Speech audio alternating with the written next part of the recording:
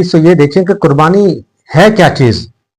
कुर्बानी का फलसफा कि अपनी अना को, अपने अंदर को, अपनी जिद को, अपने माल की मोहब्बत को, दुनिया की मोहब्बत को कुर्बान करना, इसका नाम कुर्बानी। कि आप अल्लाह और उसके रसूल हजरत इब्राहिम अलैहिस्सलाम की जो है ना वो मोहब्बत में, सुन्नत में आप जो है ना वो कुर्बानी कर रहे हैं, अपने माल की मोहब्बत की कुर्बानी कर रहे हैं।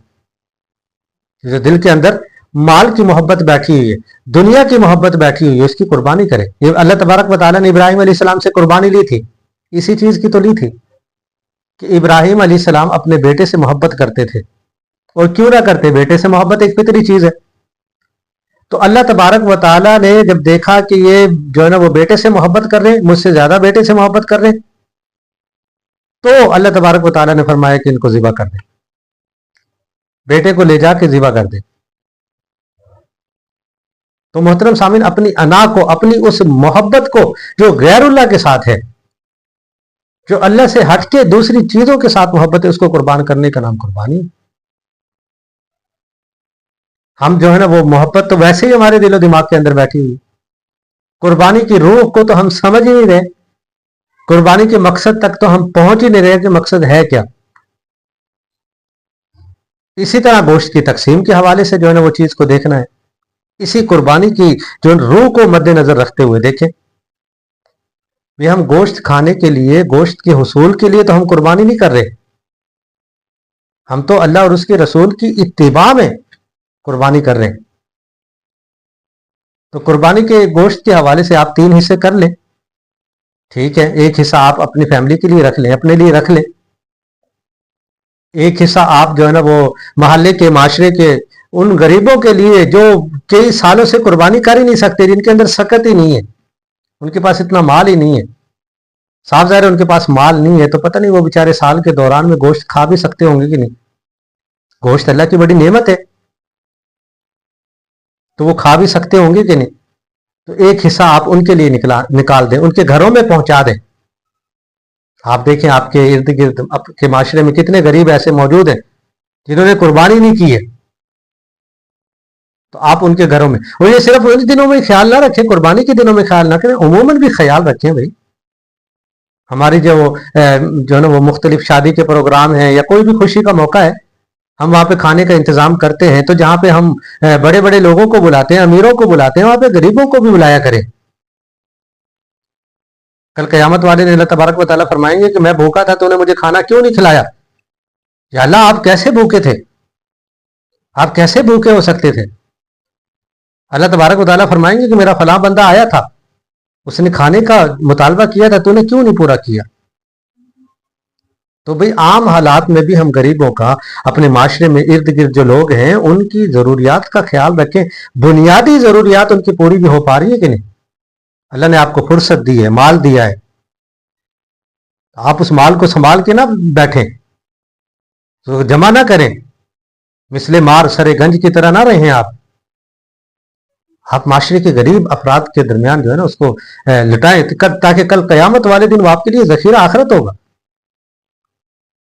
तो कुर्बानी के मौके पर एक हिस्सा आप गरीबों के लिए निकाल लें, अलग कर लें उनके लिए, और तीसरा हिस्सा आप अजीज और अकारिब के लिए निकाल दें। 3 हिस्से कर लें, एक अपनी फैमिली के, अपने खानदान के लिए रख लें, एक जो है ना वो गरीबों के लिए, माशरे के गरीब अफराद के लिए रख लें, और एक हिस्सा जो है ना वो अजीज और अकारिब के लिए रख लें। अगर आपकी फैमिली बड़ी है तो आप सारे का सारा गोश्त खुद भी रख सकते हैं। ये तकसीम मुस्तहब है, अच्छी है, ऐसे कर लेना चाहिए। ये भी शक्ल हो सकती है कि आपके अजीज व अकारिब भी साफ ज़ाहिर है आपके हम पल्ला होंगे, वो भी तकरीबन हमारे बराबर हैं, वो भी हर साल कुर्बानी कर रहे हैं, आपको भी अल्लाह ताला ने मोहलत दी हुई है, फुर्सत दी हुई है, आप भी हर साल कुर्बानी कर रहे हैं। तो आप उनके घरों में गोश्त पहुंचाने का बाकायदा एहतमाम ना करें ना, आप अपने घर में रख लें, उनका हिस्सा भी अजीज व अकारिब को ना दें। आपको पता है कि वो भी हर साल कुर्बानी कर रहे हैं, इस दफा भी उनके पास कुर्बानी मौजूद है, उन्होंने कुर्बानी की है, तो गोश्त मौजूद है, आप उनका हिस्सा खुद रख लें, ना दें उनको। या तीसरा हिस्सा गरीबों को भी ना दे, तब भी कोई हरज नहीं है, आप रख सकते हैं। अगर आप गरीब फैमिली से ताल्लुक रखते हैं, आपको भी पता है कि साल के दौरान में गोश्त खाना, आपकी बीवी बच्चों के लिए गोश्त खाना तकरीबन नामुमकिन है, महंगाई इतनी है, बेरोजगारी है, आप जो है ना वो अपने बच्चों का ख्याल ज्यादा रखें, اگر آپ کو پتا ہے سال کے دوران اب بچے سال خوشی بھی مناتے ہیں، جی ابا بکرا لے آئے ہیں یا کٹے بچے میں حصہ لے لیا ہے، اب گوشت کھانے کو ملے گا، آپ اٹھا کے سارا تقسیم کر دیتے ہیں، آپ کے بچے خود للچائی ہوئی نظروں سے دیکھتے ہی رہ جائیں گے۔ تو اپنے بچوں کی جو ہے نا وہ خوشی کو بھی ماند نہ پڑنے دیں۔ اگر آپ جو ہے نا غریب ہیں تو پھر اپنے بچوں کو دوسروں کے بچوں سے مقدم رکھیں، آپ اپنے بچوں کو کھلائیں، بہتر یہ ہے پھر آپ اپنے بچوں کو کھلائیں۔ اگر آپ غریب ہیں، آپ نے قربانی جیسے تیسے کر کے لے لی ہے، حصہ لے لیا ہے یا بکرا لے لیا ہے، تو آپ وہ جو ہے گوشت اپنے گھر رکھ لیں، اپنے بیوی بچوں کو کھلائیں۔ ہاں، اللہ نے آپ کو فرصت دی ہوئی ہے، مال دیا ہوا ہے، آپ سال کے دوران بھی اکثر جو ہے نا وہ گوشت پکاتے رہتے ہیں گھر میں، تو پھر آپ غریبوں کا لازمی خیال کریں، غریبوں کے بچوں کا لازمی خیال کریں۔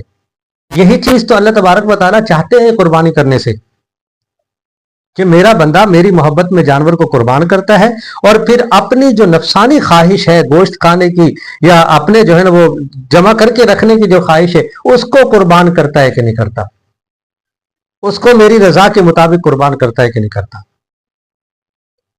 تو اس لیے آپ جو ہے نا وہ 3 حصے کر لیں تب بھی ٹھیک ہے، 2 حصے کر لیں تب بھی ٹھیک ہے، 2 حصے اپنے پاس رکھ لیں اور 1 حصہ غریبوں کے اندر تقسیم کر دیں تب بھی ٹھیک ہے، اور سارا کا سارا خود رکھیں، کوئی بھی حصہ نہ کریں، اپنی فیملی کے لیے رکھ لیں، تب بھی کسی قسم کا کوئی حرج نہیں ہے۔ البتہ مستحب یہ ہے کہ آپ 3 حصے کر لیں اور ان کو ایسے جو طریقہ کار بتایا گیا ہے ان حصوں میں ڈیوائیڈ کر کے ان جو ہے نا وہ لوگوں تک پہنچا دیں۔